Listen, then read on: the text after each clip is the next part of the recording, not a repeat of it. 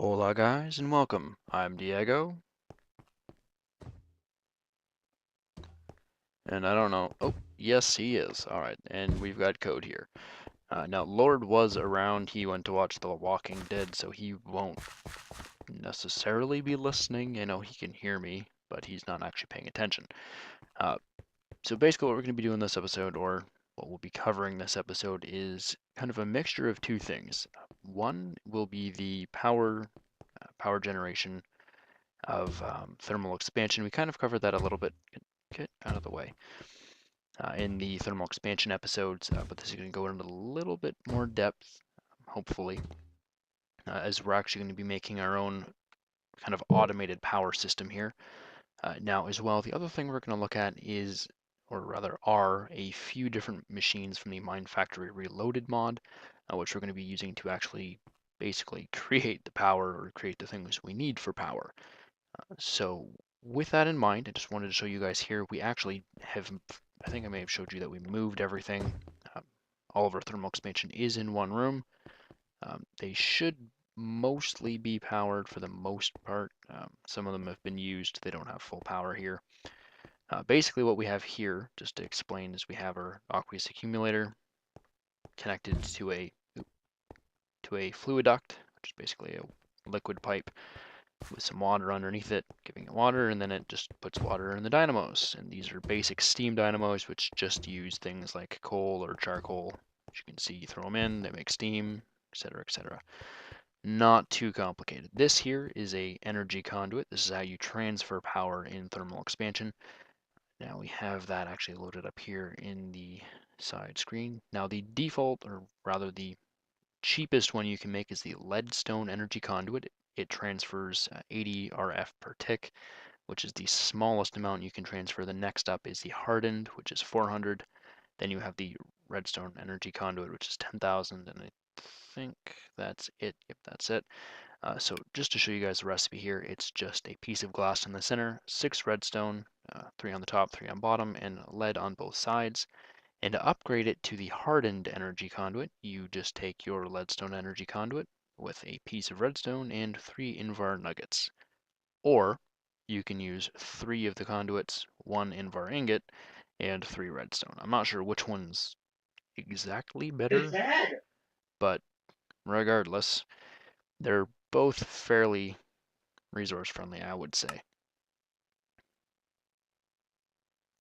And yeah, that pretty much covers that. Apparently we can hear people talking in the background. That's the conduits here. Now I'll be back in a bit once we've gone. Why have we not upgraded to what? The cell? Or the conduits? Oh, the cell, just because I'm lazy. The conduits are hardened. I haven't messed, like, the conduits are hardened. I haven't messed with the redstone ones. Stone energy conduit. Because, oh, that's why. Because you actually have to do stuff for those ones. They're expensive. So, yeah, we'll be back. I'm going to go set up some stuff downstairs, and then I'll record again. All right, guys, we're back. We're still in our main hall here. Now, we actually have a basement underneath our basement. So it's kind of like this is our sub-basement. This is the real basement. Yeah, that would have been awesome.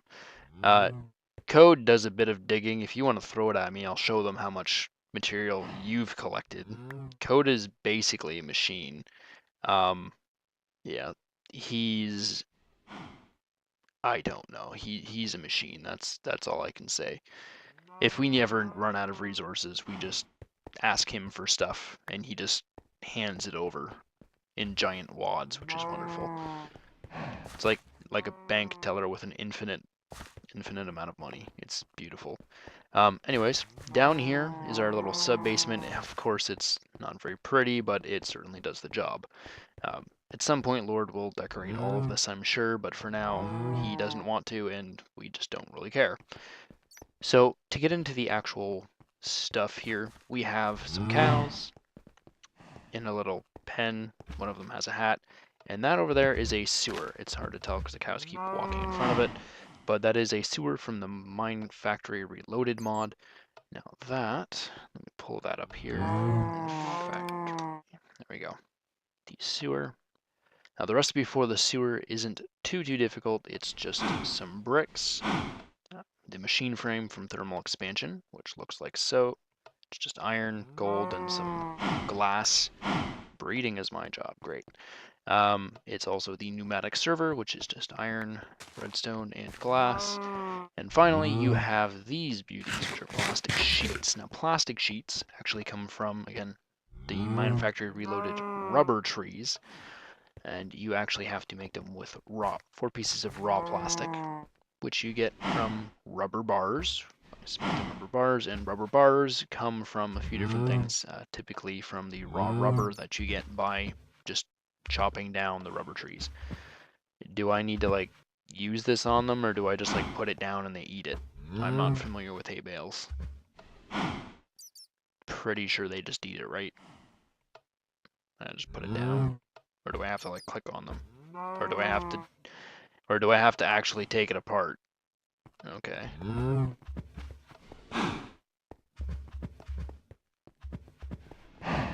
Alright, so we're going to be building up cows and stuff. The sewer, which is this block here, actually collects a few different things. One, it collects mob essence, which is if you kill animals because somebody's been killing them, apparently. I'm sure it's probably code. But if you kill them, it picks up mob essence, which is... It's kind of like liquid experience, but it's not exactly the same thing. You can use it for enchanting, I believe. I'm not 100% sure how that works, but I do know it does work.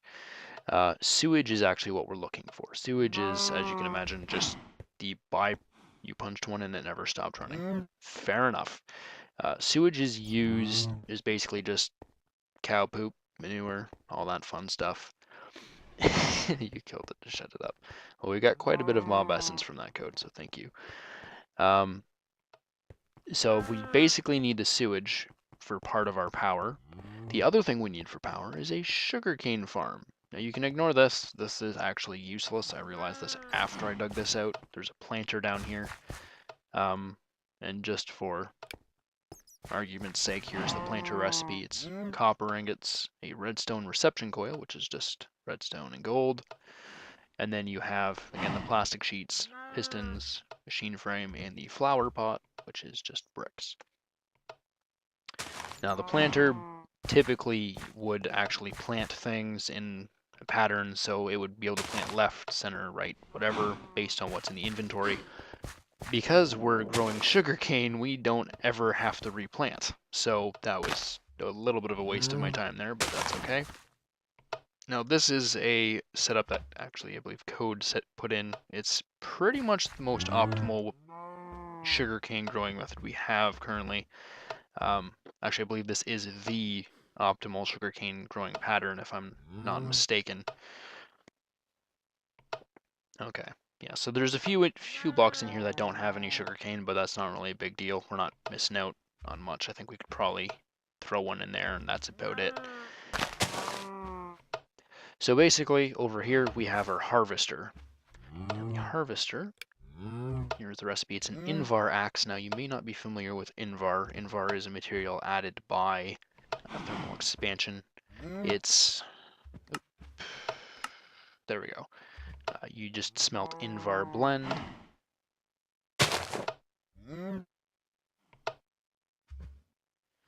Which is basically just iron dust or pulverized iron and pulverized ferrous metal. Now, ferrous metal is something you get from...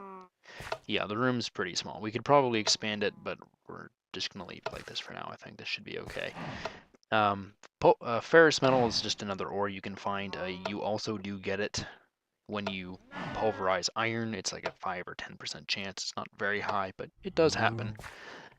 And you just combine those two together to get Invar. Now, the rest of the recipe there is just some shears, machine frame, and another reception coil with plastic sheets. Gives you your harvester. Yeah, I would assume it's probably going to be even. We can actually just overextend the reach of the harvester. Actually, that's another thing I should probably mention. The harvester by default has a 3x3, so it would normally only do these 9 in front of it. but it does have the ability to be upgraded, as do the majority of the MineFactory or MFR machines. I'm just going to say MFR because it's faster. Now this is actually just an upgrade. Now they have ranging scale, so they have from radius 1 to, I believe it goes up to 11 for emerald, and then you can actually decrease the radius if for some reason you don't want it bigger. I'm not sure why you'd want to shrink it, but I suppose maybe if you don't want it quite as large. Now the recipe is always the same. It just changes the top, which is basically just those 3 little prongs. It's just raw plastic, which we've already discussed, gold nuggets, or a gold nugget, 2 redstone, and whatever type of material it is. So whether it's copper, tin, diamond, and Lord's off in the background watching TV. And yeah, that's basically how that works. So we've got a radius 4 copper in here, so it just fits the room, because that increases it from 3x3 to 7x7.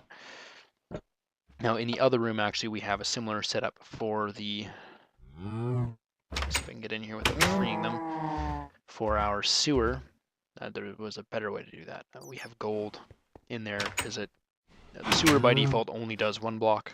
7 increases it all the way across.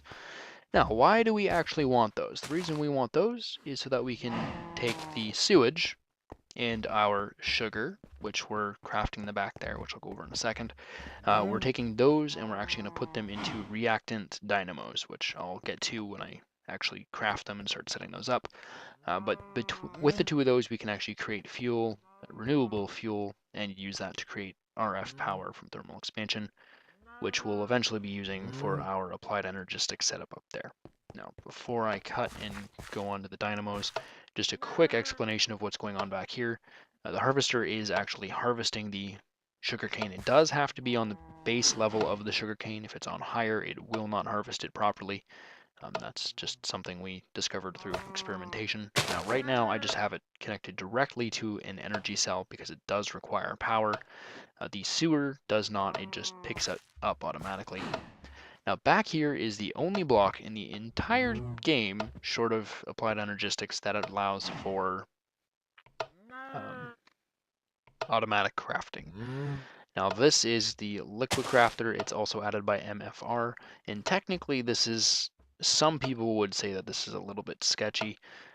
I think it's brilliant.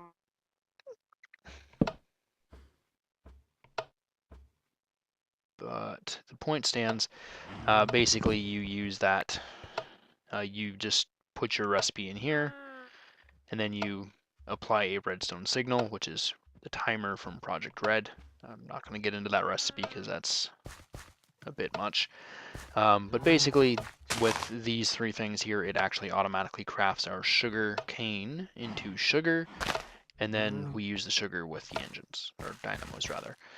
So with that, I'll be back in a bit once we've got the dynamos built, set up, and we've got some cells, and then we'll come back and show you how this all ties together.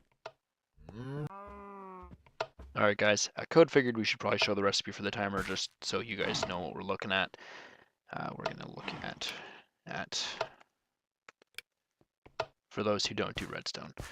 Yeah, if you're not familiar with like normal redstone clocks and the like, Project Red actually is basically kind of a remake of the Red Power 2 mod.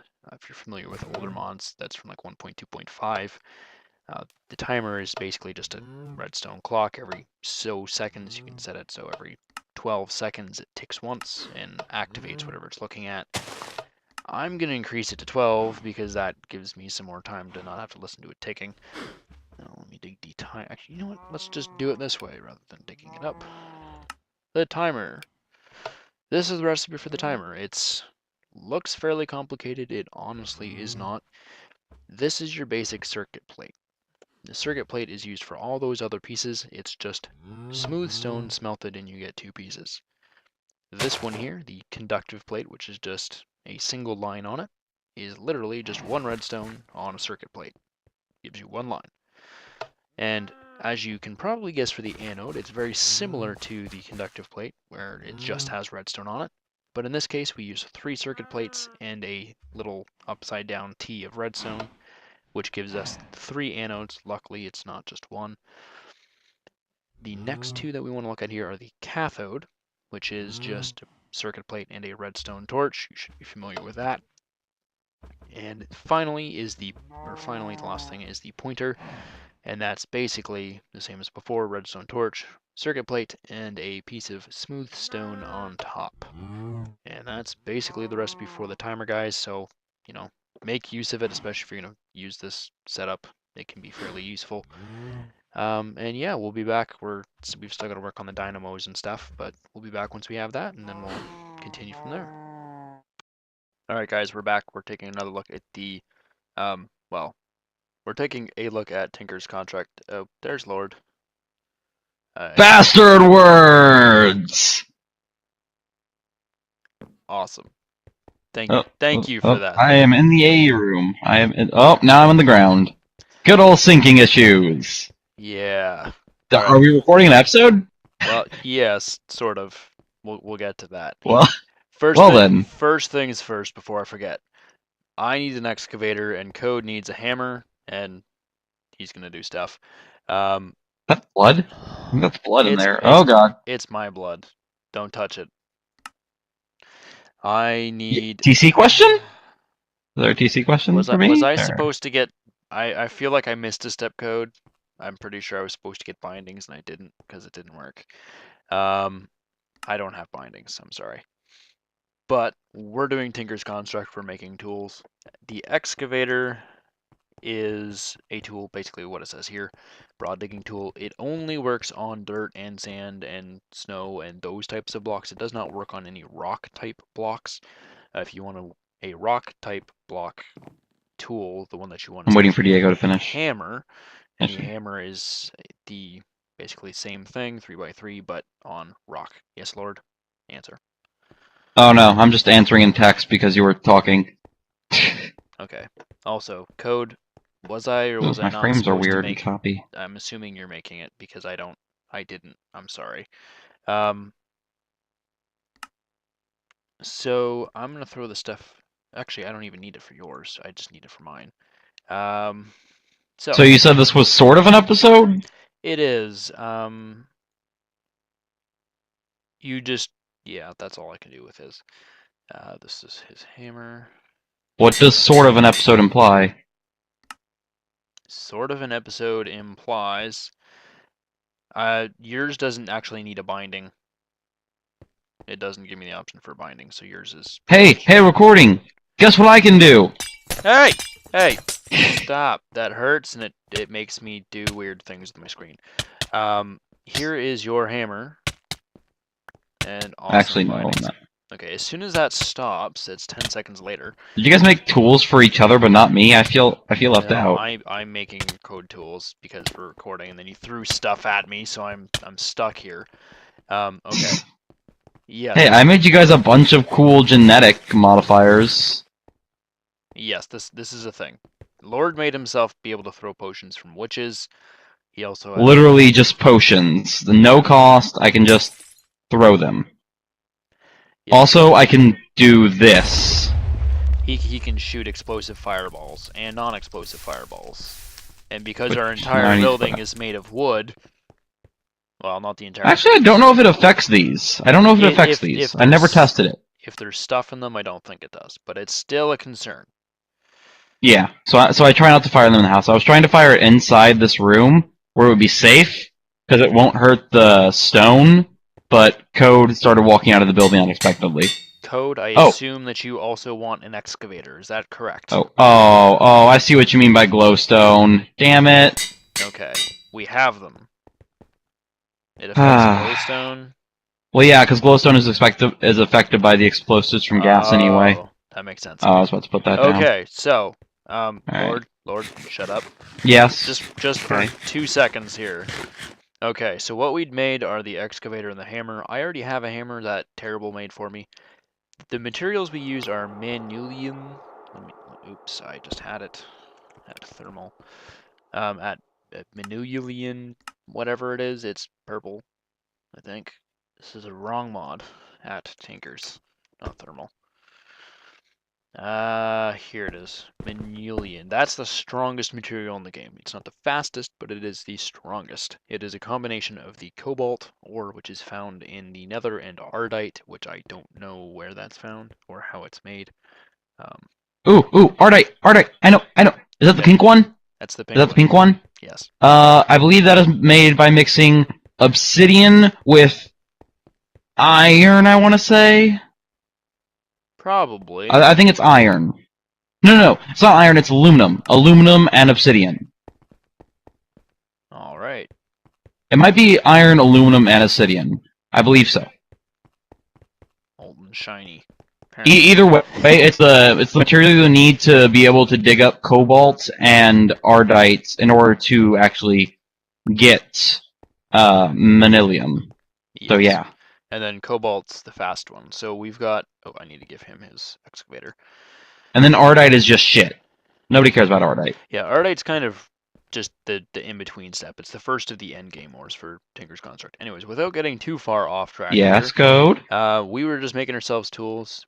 Code figured we should cover it, show you guys we're making tools. Um, for the other tools I already have, as you can see, there's a little bit of green stuff Ooh. on them. If you put A balls of backpack. if you put balls of moss on it, it actually, makes them auto repair. The redstone gives them. Ow! Wow, that was loud. Mine. Just don't burn the bag, dude.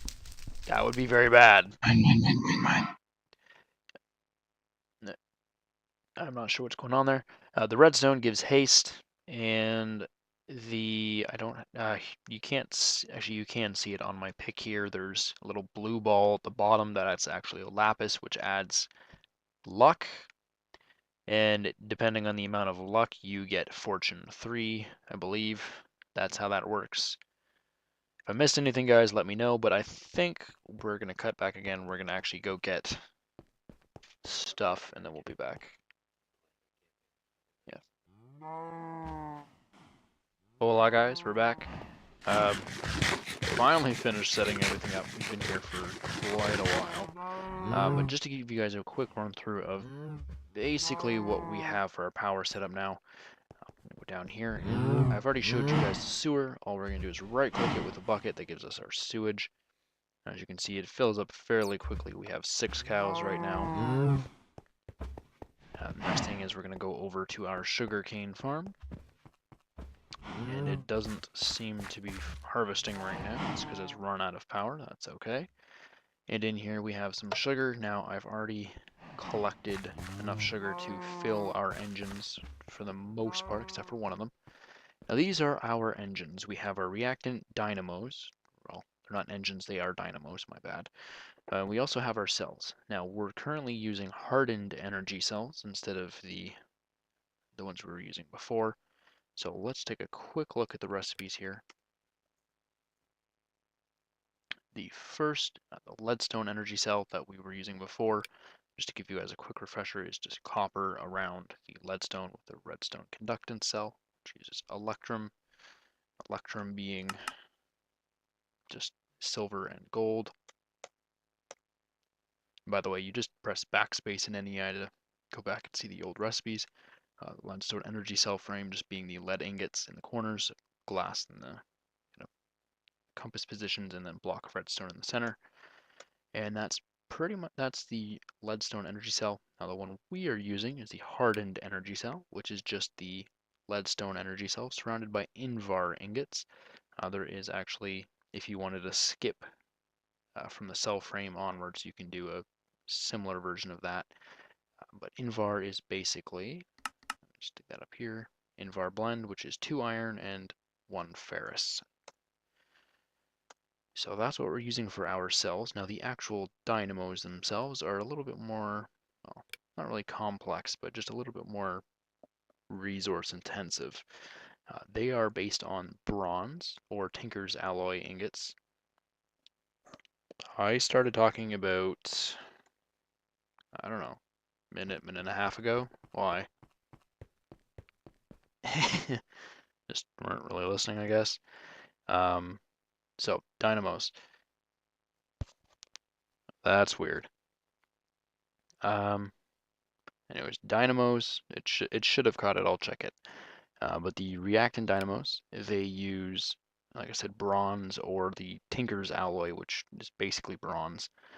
We'll actually take a look at the Tinker's alloy here. Now that's just 3 copper and 1 tin, makes 4 bronze or Tinker's alloy or whatever.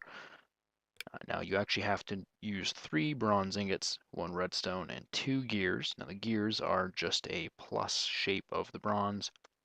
However, if you make the Tinker's, oops, it's going to be a bit difficult to get this one, there we go. The Tinker's alloy gear actually uses 4 bronze or Tinker's alloy and an iron ingot in the center. So it's debatable whether or not that's cheaper, but I would say it is by a little bit because iron's a little bit easier to find. And the last thing you need is the redstone transmission coil. Now this is a little bit of a pain. It's got silver. We didn't have any processed silver, but you know, silver, redstone, and there your dynamos are. Now you can use a variety of different fuels. I'm not going to get into them all, but the key ones that we're going to be using are sewage from our cow farm and sugar, as I mentioned before. Now I've already filled up each of these with 64 sugar and 4 buckets or 4,000 millibuckets of sewage, as you can see. We also have, I guess this is the one that needs the sewage. So to fill it up manually with sewage, you just right click it with a full bucket and it puts it in for you.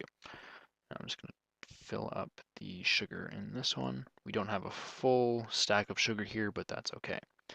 Now the conduits will automatically transfer the power over. I've already talked about the conduits themselves, and we've increased the rates on the cells themselves. So let's go ahead and toggle these on. Now this is the redstone control. You have 2 options. You have ignored, which means that it doesn't care what redstone's doing. It will always be on. You have low, in which case it will only run if there is no redstone, and high, where it will stop if there is no redstone. So high means it needs redstone to run, low means it doesn't need redstone to run, and if there is redstone, it will turn off, so it's basically inverted.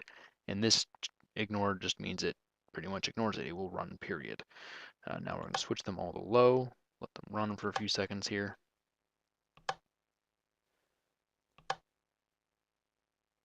And we're hopefully going to generate some power. Now each of these can hold 2,000 or what, 2 million RF as opposed to the 400,000 RF that the other ones could hold. This one's not filling nearly as quickly. This one's actually filling fairly quickly here, but they are also draining. Now, the nice thing about this is we can actually make larger sized farms here that will allow us to fill them up or fill the sugar up fairly quickly. The sewage, obviously, I don't think is going to be a big deal. If we need a couple more, we can get a couple more. Just going to click that from there. And that's basically what we're doing for power. We are eventually going to hook this all up and automate this system so that we don't have to do this by hand. Obviously, this is a little bit of a pain having to manually get the sugar out of the machine and manually fill up 16 buckets worth of sewage. And as you can see, they're actually all completely done running. We've generated about 400,000 RF, give or take. So I'd say that's, I don't think we generated quite that much, but we did generate quite a bit. Now the GUIs are a little bit derpy here. There we go. Yep. So it does burn through it fairly quickly, but it's going to work rather well, I would say, in terms of actual production. I'm going to automate this for a little bit here, or not automate it, I'm going to do it manually for a little bit, and then hopefully we'll have enough power to actually run our system, and then we can get this all automated without too much of an issue. Anyways, I think I'll wrap it up there for now, and I'll just show you guys the completed product next episode, or whenever we do finish it. It might be a little while. But anyways, thank you guys for watching. I've been Diego.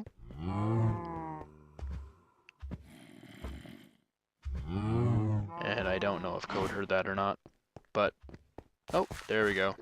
Yes, and he's been Code, and Lord's here too. He might clue in. Yes, we got all 3. Alright, and we'll see you guys next time. Bye-bye.